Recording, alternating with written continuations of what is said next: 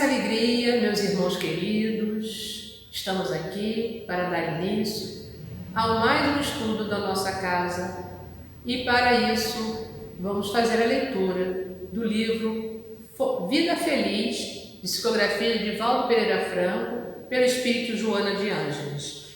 A lição de hoje será a lição número 1. Saúda o teu dia com a oração de reconhecimento. Tu estás vivo. Enquanto a vida se expressa, multiplicam-se as oportunidades de crescer e ser feliz. Cada dia é uma bênção nova que Deus te concede, dando-te provas de amor. Acompanha a sucessão das horas, cultivando otimismo e bem-estar. E assim então, vamos fechar os nossos olhos, pedindo a Deus, nosso Pai de infinita bondade, que nesse instante, Senhor, possamos estar envolvidos na sua santa paz, para dar início a mais um estudo da nossa casa.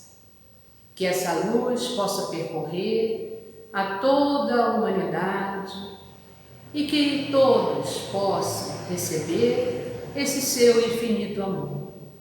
E o palestrante de hoje possa ser iluminado para usar as melhores palavras para o seu estudo de hoje. Graças a Deus. Passemos então ao estudo.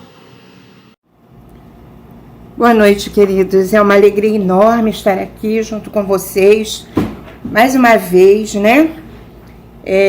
Nesse momento de pandemia, em que a gente tem que ficar afastado socialmente, mas esse recurso é um recurso maravilhoso para que nós possamos continuar na nossa tarefa, né? Com alegria, agradecendo a Deus pela oportunidade do trabalho. E o tema que me foi proposto foi falar um pouquinho sobre a pedagogia do amor. Então, para a gente começar, eu queria dizer para vocês que pedagogo na Grécia Antiga era um escravo, né, que tinha a cultura e que era encarregado de educar os filhos do seu senhor, as crianças, né?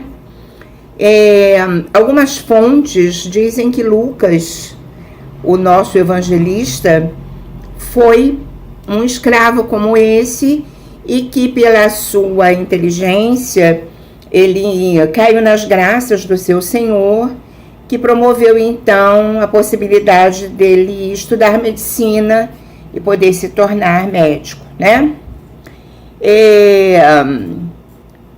Nos dias de hoje, pedagogia é um ramo do saber que se preocupa em compreender a arte de educar, né?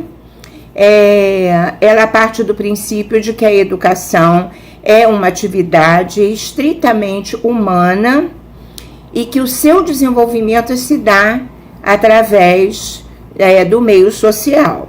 Então, é no convívio com as outras criaturas que ela se desenvolve, né?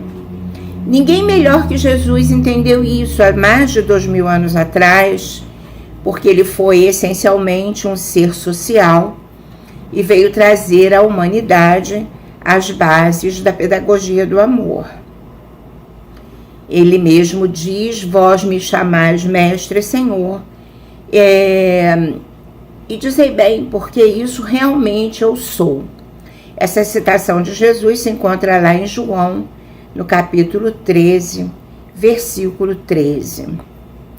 E nós ficamos aqui pensando por que Jesus se intitulava mestre e senhor, né?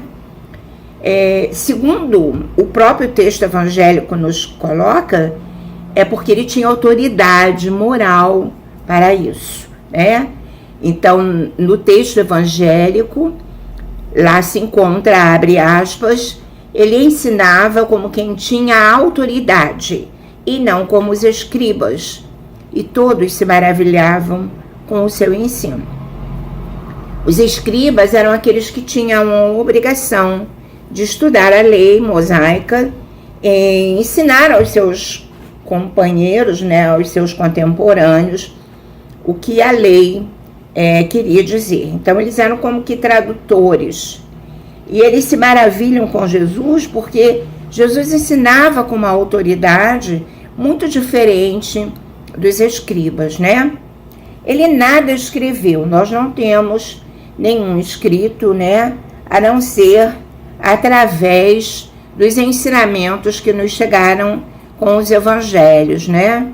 A sua vida, os seus ensinamentos, os seus atos, porém, não caberiam em palavras, como a gente encontra no Evangelho de João, né? Muitas coisas ainda teriam que ser escritas para poderem trazer até nós todos os ensinamentos do nosso Mestre. Então, olha só, a doutrina espírita, ela nos oferece Jesus como modelo e guia. Está lá na questão 625 do Livro dos Espíritos, né? Que Jesus é o Espírito mais puro que já veio à Terra, e que o objetivo da sua vinda foi exatamente nos servir de guia e modelo. Então, todo aquele que abraça a tarefa educacional à luz do Espiritismo, esteja ele em que função estiver, ou como evangelizador, ou como coordenador de estudo, ou como um atendimento fraterno, um atendente fraterno, qualquer que seja a sua função dentro da casa espírita, ele precisa conhecer a prática de Jesus. É necessário que ele compreenda, que ele conheça e que ele pratique os ensinamentos de Jesus na sua maior pureza.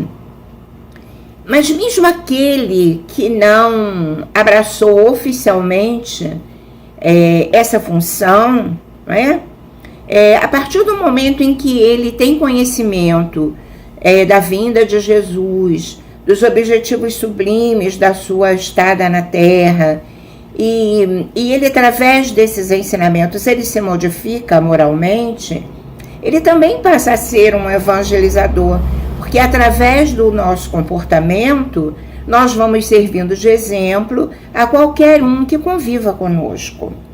Então, a melhor maneira de você ensinar alguma coisa a alguém é através da exemplificação, porque as palavras se perdem, mas os exemplos, eles ficam. Uma vez, um companheiro perguntou ao Chico, né, o que ele tinha que fazer para que os filhos dele se tornassem espíritas. E o Chico respondeu, né, seja espírita. É tão simples, né? Porque se você for realmente espírita, e a gente não pode ser espírita só dentro da casa espírita, a gente precisa ser espírita 24 horas por dia, né? Nós estaremos ensinando às outras pessoas o que é ser espírita. Então, todos somos evangelizadores, nesse sentido, né? De que exemplificamos a doutrina que abraçamos, tá? Nós vamos então analisar um pouco a obra de Jesus, né? A maneira como Jesus conseguiu em apenas 3 anos concluir a sua tarefa. É uma coisa admirável quando a gente para pensar sobre isso, né? E como que a gente pode aprender com ele, trazendo esses ensinamentos para o nosso dia a dia. Não só dentro da casa espírita, mas também dentro da casa espírita, né? Como é que era a pedagogia de Jesus, né? Se a gente pudesse traduzir assim em palavras, a escola de Jesus era uma escola viva, né? Jesus ensinava na areia, nas ruas, nas praças, no horto, na praia, na barca, sobre as águas, né? Tanto na alegria quanto na dor. Em todos os momentos da vida de Jesus, ele foi um evangelizador, porque ele não perdia nenhuma oportunidade de ensinar, não é? Então, sua escola era aberta, uma escola sem muros, podemos dizer assim. Nós também podemos e devemos exemplificar em todos os lugares onde estivermos. Na nossa vivência diária, no trabalho, no nosso lar, no templo que frequentamos, no relacionamento social, no mercado, na feira, na rua, em qualquer lugar, nós podemos exemplificar, podemos, de alguma maneira, testemunharmos os nossos conceitos, os nossos exemplos, né, de vida que aprendemos com Jesus, não é? Outra coisa muito interessante, Jesus ele tinha um conhecimento profundo do potencial das criaturas, não é? Ele tinha uma visão de futuro, ele tinha infinito amor e infinita paciência. Porque quando a gente vai observar a sua vivência com os seus companheiros, né? O grupo apostólico de Jesus era um grupo extremamente diversificado. Nós tínhamos 2 adolescentes, tínhamos um cobrador de impostos, né? Um publicano, que era Levi. Tínhamos um zelote, Simão Zelote. Tínhamos pescadores sem instrução formal. E, pelo que vemos nas passagens evangélicas, os atritos, as rivalidades eram constantes, não é?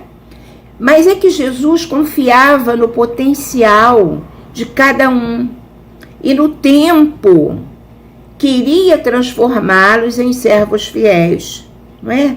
Então, nós também devemos desenvolver esse mesmo olhar para com os nossos companheiros de jornada, para os companheiros de trabalho, não é? Para os nossos companheiros dentro da casa espírita, por mais humildes que eles sejam, por mais difíceis que eles sejam. Por quê? Porque nós estamos vendo apenas um momento evolutivo daquele ser. Então, quando a gente começa a estudar o Evangelho e a gente começa a analisar, por exemplo, Pedro, impulsivo, intempestivo, a gente não vai imaginar que ele vai se transformar, né, naquilo que Jesus esperava dele, aquele que fosse ser o pastor dos seus companheiros, que fosse se dedicar até à morte para testemunhar os ensinamentos de Jesus, não é? João, a quem ele chamava filho do trovão, que era um adolescente rebelde, intempestivo, e que fosse se transformar no discípulo amado, não é? Levando a sua trajetória até o final da sua vida, quase 100 anos de exemplificação. Então, o que a gente precisa aprender com Jesus é respeitar a individualidade de cada um, né? Sempre olhando a bagagem que aquela criatura traz, não é? Era isso que Jesus fazia. Jesus não exigia demais dos seus discípulos nada que eles não pudessem oferecer. Então, nós precisamos aprender com Jesus, respeitar a opinião alheia, mesmo que discordando dela, né? Isso é fundamental para uma boa convivência. Nós temos visto nesses momentos de agora, né, rivalidades incompreensíveis dentro, inclusive do movimento espírita. Pessoas em guerra, né? Por causa de política, por causa de outras opiniões divergentes, todos podemos aprender uns com os outros se formos compreensivos. Se pudermos aceitar a opinião do nosso companheiro, né? Respeitando, como Jesus fazia, não é? Então, assim, ele utilizava as ferramentas do próprio cotidiano, né? Jesus usava realias, usava aquilo que as criaturas estavam acostumadas a usar, usava as funções das criaturas, os cargos, os hábitos. Para quê? Para que elas se sentissem inseridas naquele contexto e ele pudesse exercer a sua proposta pedagógica, porque ele trouxe uma proposta pedagógica, ele tinha um objetivo a ser alcançado, que era a implantação do reino de Deus na terra. E ele contava com aqueles companheiros extremamente despreparados, entre aspas, né? Que apresentavam uma diversidade muito grande de temperamento, de cultura e de todos os outros, as outras dificuldades que todos eles traziam, não é? Nunca a gente deve, de alguma maneira, menosprezar o trabalho das pessoas. É muito complicado. Às vezes a gente encontra isso, inclusive em algumas casas espíritas, né? Que as pessoas se colocam numa posição como que superior, não valorizando aquele que trabalha na cantina, aquele que faz os alimentos que serão oferecidos na cantina do centro, aqueles que cuidam da limpeza da casa, não é? E se preocupam muito com os expositores, com os oradores, com aqueles que ocupam alguns cargos na casa espírita. Então, isso é uma coisa terrível para o relacionamento dentro da casa espírita e mesmo dentro do movimento espírita. Nós não podemos fazer isso, a gente nunca...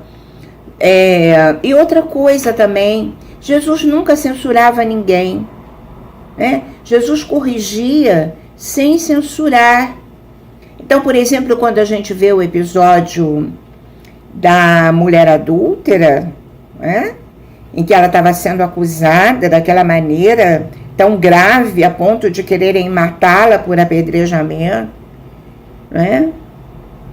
E Jesus, no desfecho de toda aquela situação, Jesus olha para ela e pergunta para ela: onde estão aqueles que te condenavam? E ela fala: sim, Senhor, todos se foram. Ele fala: eu também não te condeno, né? Mas vais e não peques mais, não é? Então, ele nunca censurava, ele compreendia, mas ele corrigia. Então, como ele mesmo ensinou, e está lá no Evangelho de Mateus, no capítulo 18, no versículo 15, abre aspas: se o teu irmão pecar contra você, vai e repreende-o, entre você e ele apenas. Se ele te ouvir, terás ganho um irmão, não é? Então, expor o companheiro equivocado é uma falta extrema de caridade. Não combina com o ensinamento de Jesus. Então, a maledicência dentro do movimento espírita, dentro da casa espírita, vão destruindo as bases espirituais da casa, não é? Outra coisa também interessante é que Jesus valorizava o contato pessoal. Ele não se furtava a dar aulas particulares. Então, nesse momento agora, a gente não está podendo ter muito contato social, né? A gente não está podendo exercer isso aí. Mas é preciso que a gente aprenda que aproximarmos-nos dos desvalidos, dos humildes, interessarmos-nos por eles, para que eles não se sintam invisíveis. E a gente fica pensando assim, mas tem invisível dentro da casa espírita? Tem invisível, sim, tem. Aquelas pessoas mais humildes, aquelas pessoas que não têm uma compreensão muito clara daquilo que você ensina. Então, ele é alijado dos grupos, não é permitido a ele a entrada, por exemplo, num trabalho de passe, né? Eu estou falando da minha vivência, das experiências reais que eu tenho, né? Que eu tive nessa minha trajetória ao longo de tanto tempo militando, né? No movimento espírita. Muitos dos nossos irmãos se sentem assim pela nossa desatenção, pela falta do bom dia, do boa tarde, do boa noite, né? Conversar com aqueles que estão numa situação desfavorável, muitas vezes pessoas que são emocionalmente descompensadas, né? E que muita gente foge dessas pessoas. Mas quando a gente se aproxima, a gente melhora a autoestima delas e a gente pode ajudar essas pessoas a se reerguerem. Então é muito importante esse ensinamento de Jesus, essa pedagogia que Jesus usava, né, de se aproximar dos desvalidos. Ele estava sempre acompanhado dos sofredores, dos enfermos, dos abandonados pela sociedade. Era a esses que se aproximavam dele, era a esses que ele se dirigia, os simples, os humildes. E muitas vezes nós nos esquecemos de tudo isso, né? Fazendo isso, Jesus promovia o crescimento, a transformação, a liberdade e a autonomia daquelas criaturas. Vocês já imaginaram o que foi para Levi um cobrador de impostos, um publicano, alijado do seu grupo social, sem poder entrar no templo, não é? O dia que Jesus chega e fala para ele, segue-me. O que ele deve ter sentido, não é? O desejo dele, que já devia ter ouvido muitas vezes Jesus falar, não é? Mas se sentir valorizado, isso é muito importante, é fundamental para as pessoas. Quem de nós não gosta? Então vamos prestar atenção, principalmente no trato com essas pessoas que vivem conosco, que convivem conosco e que são tão importantes para a manutenção da casa, para a manutenção dos nossos trabalhos, não é? Valorizar os talentos individuais. Por exemplo, você chegar para a pessoa que fez aquele bolo que está sendo vendido lá na cantina e você falar para ela, nossa, que delícia, que coisa maravilhosa que você fez, me dá a receita, não é? Me ensina a fazer. Então imagina como aquela pessoa vai se sentir valorizada. É uma coisa que não custa nada você fazer, é só você abrir o seu coração, mostrar que todos nós somos capazes de produzir algum bem, não é? Nunca nos colocando na posição de gurus. Repara, Jesus repreendeu o jovem que o chamou de bom. Ele fala, por que me chamas bom? Bom só o Pai que está no céu. O único título realmente que Jesus aceitou foi o de mestre. Como ele disse isso, ele era mesmo. Porque ele veio para nos ensinar. O objetivo da vida de Jesus era nos ensinar a viver. Então, a sua função primordial era uma função pedagógica, não é? Então, é importante que a gente compreenda isso, que a gente possa aprender com ele como que nós podemos viver melhor, tá? Exercitando tudo isso que ele veio nos ensinar, tá? Na verdade,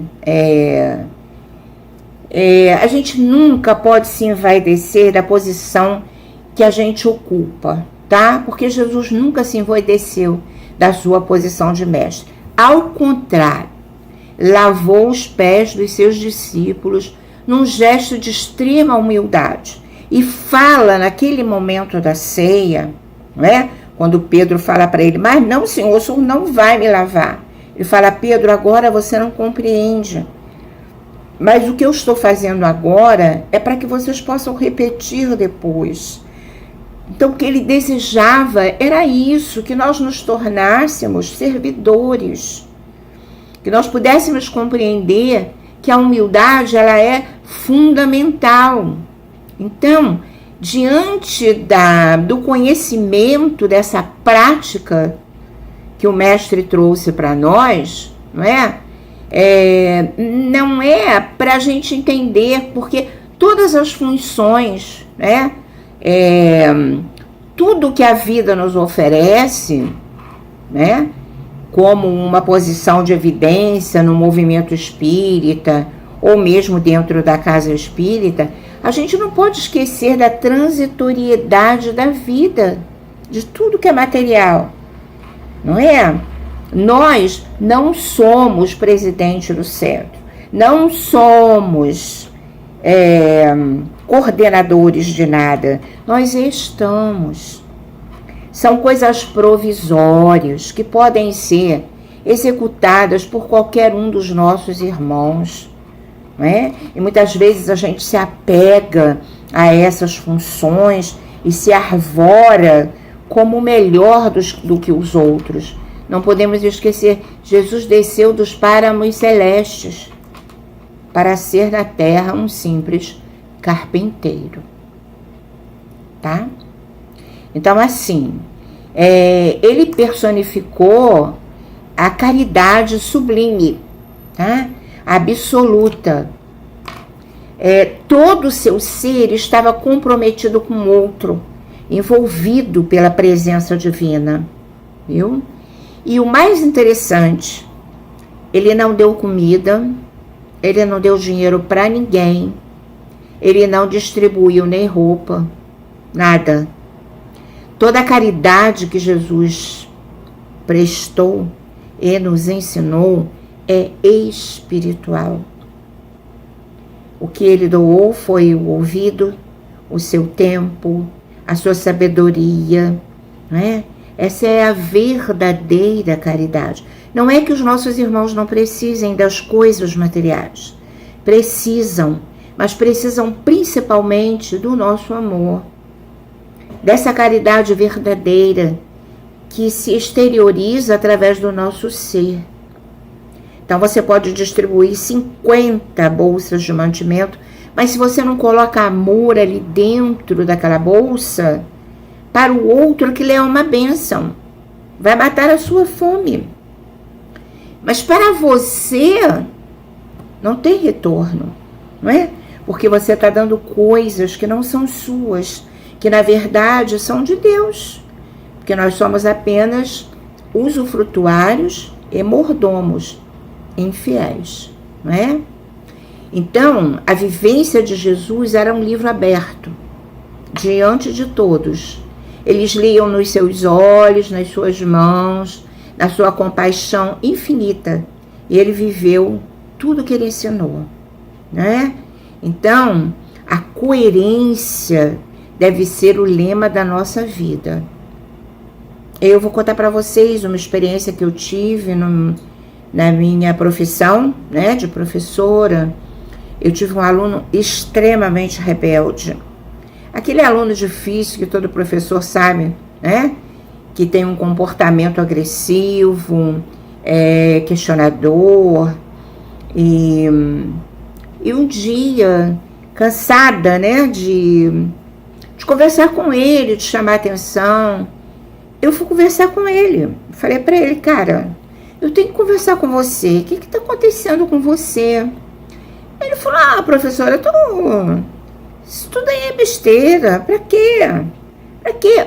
A desilusão era tão grande na vida dele que eu fui procurar saber com os amigos dele se estava acontecendo algum problema mais grave com ele.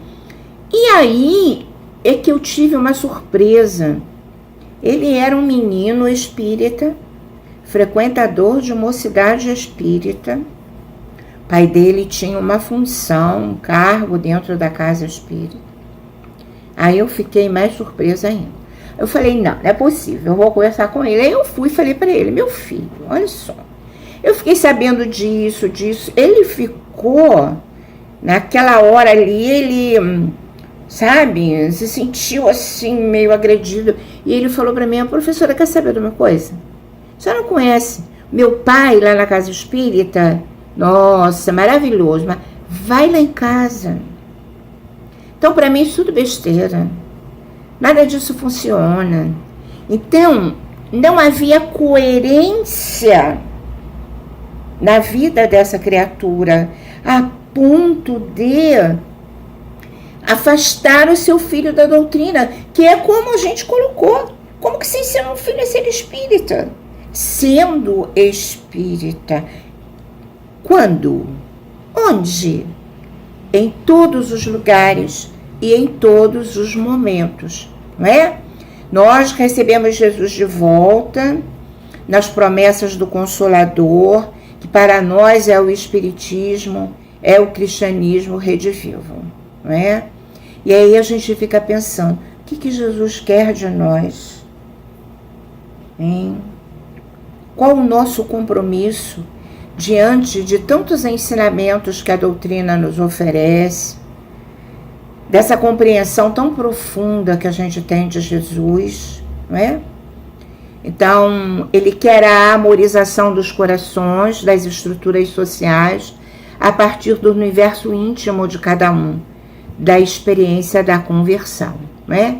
E sabemos que a conversão não é externa, ela não necessita de sinais exteriores, e nós estamos vivendo momentos muito difíceis, que saibamos valorizar o conhecimento que a doutrina espírita nos oferece e transformá-lo em vivência, para que não venhamos a nos arrepender. Viu? Que Jesus nos abençoe, nos fortaleça, e que nesse momento possamos rogar a Jesus que abençoe a todos nós, abençoando a humanidade inteira, nesses momentos tão difíceis que estamos vivendo. Que seja o Cristo nosso lema, a nossa bússola e o nosso socorro. Que assim seja.